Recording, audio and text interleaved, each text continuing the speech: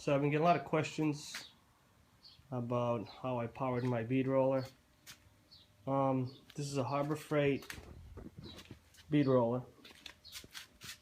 You know, central machine, made in China.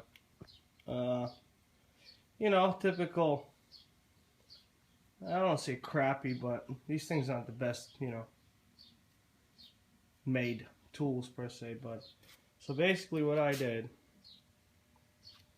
I built the stand for it on wheels, and the throat is pretty deep, so rolling beads was kind of a chore, because if you had a bigger piece you couldn't really, basically need two people to do anything. So what I did, I built a stand, 2 pieces of square tube, they run along this to stiffen it up, because what happens, this part used to get a lot of deflection, so you couldn't really roll a bead. It would walk and it was iffy. What I did, I was actually accidentally, I was looking for a motor, a stepper motor.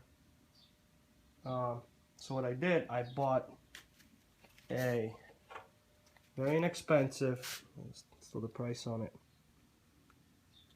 I don't know who makes it, but it was $5, and I bought 3 of them just in case.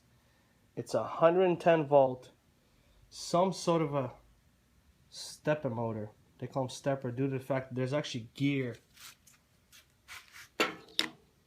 inside this case. There's a gear reduction. So that's what it looks like. It's exposed. I bought this at a, we have this electric slash electronics, like a surplus store. I mean, so this is all it says. So 120 volts, 60 hertz. I think that's the reduction. 40 RPM at 2 amps. So, like I said, I don't know who makes it, but it had a decent way to mount it. But this is the mounting plate, which is pretty beefy. And the way I mounted it, I have a cover over this. But if you look close, so that's how I mounted it, if you can see it. So I machined the brass bushing. This motor, basically, that shaft is too small, so I machined a sleeve that sets with a set screw to accept the sprocket, because the shaft is way too small. This is just a friction bushing. Let me see if I can turn it, get a bit of light on that. There you go. Let me get it from this side. Essentially, that's what it looks like. This is just the idler sprocket for the chain. Sprocket is, let me see if I can get the number off of it. It's a 40 chain sprocket. I kind of played around with it. I kind of winged it. I didn't do any like math or anything like that. But I got the smallest sprocket I could find to get the most amount of torque out of it. And basically that's what it looks like. The shaft on its, this shaft right here actually sticks out enough. This is where your handle mounts. So I had enough room. And what I did, I believe it's a 1-inch shaft. So I got a 1-inch taper collar, like a taper off collar for a sprocket. These are just industrial sprockets. You can get these on eBay. Just type in a 40 chain sprocket. They come up in different sizes. They're really common. They use them on machines, chain drives, conveyor belts, basically industrial applications. This is the smallest sprocket I could find. And it's basically the same setup. But like I said, this shaft is so small. So what I did, I actually turned this down. There's a set screw here. This locks to the shaft.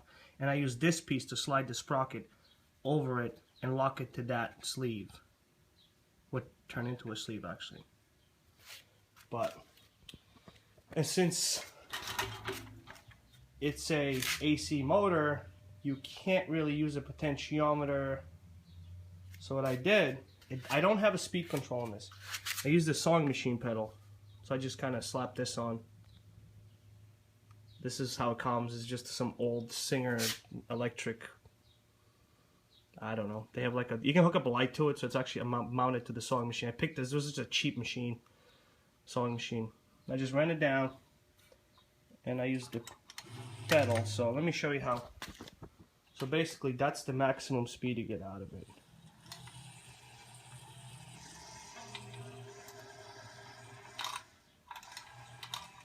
It does not have a reverse. So this works pretty good, but now I'm thinking getting a Bodine 1/9 of a horsepower gear reduction motor. You can look it up on eBay. They actually have them. Some guys on YouTube did it, and I kind of looked that up, and I think it's a better setup. And then you can actually use maybe a potentiometer or VFD drive, which VFDs became very inexpensive now, so you can probably use a VFD. Have a wired in. Again, I made this little T-handle because the other one that was on it was horrendous. So this was like one of the first things I did with it. Just kind of rolled some beads, just a simple cover. But you know, 2x2 tubing. The bottom stem is a little thinner gauge. The top is a little, I think it's an 1/8 inch. Still got to paint it and take it apart. Never really got around to it. I don't use that much, but it rolls pretty good beads. So just a cheap stepper motor, sewing machine pedal. Obviously, these parts you need to have a lathe and a little ingenuity, but you can probably get away buying the bushings. This is just a threaded coupling, machined this nylon bushing. 2 bolts kind of lock it in place. It just rides on, it doesn't really spin. Industrial sprocket with a taper lock collar, lined everything up, and that's pretty much what you get. So this is the Harbor Freight powered bead roller.